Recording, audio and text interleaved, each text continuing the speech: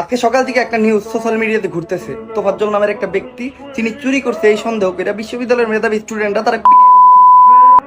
আবার এটাও জানা গেছে সে নাকি কোনো স্বাভাবিক মানুষ না, সে একটা পাগল। আমি বাদ দিলাম সে একটা পাগল, আমি মাইনে নিলাম সে একজন স্বাভাবিক মানুষ, আমি মাইনে নিলাম সে চুরি করছে। কিন্তু আপনারা তো মেধাবী, কোন মেধায় বলে এইভাবে একটা মানুষকে। আবার একটা ভিডিওতে দেখা গেছে খাওয়ানো দাওয়ানো হয়েছে, খাওয়ানোর সময় তারা এটা জিজ্ঞাসা করা হয়েছে খাবারটা কেমন, সে বলছে ভালো।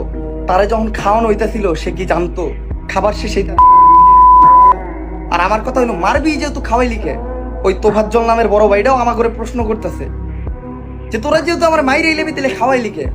আমাদের স্বাধীন বাংলাদেশ থেকে এমন, এটা যতবারই আমি দেখতেছি, এটার কাহিনী আমি যতবারই পড়তেছি, আমার ততবারই মাথায় আগুন উঠে যেতেছে।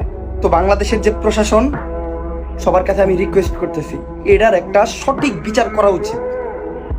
আমাদের মানুষ বানায় পাঠাইছে, কিন্তু আমরা মানুষ হইলাম কই?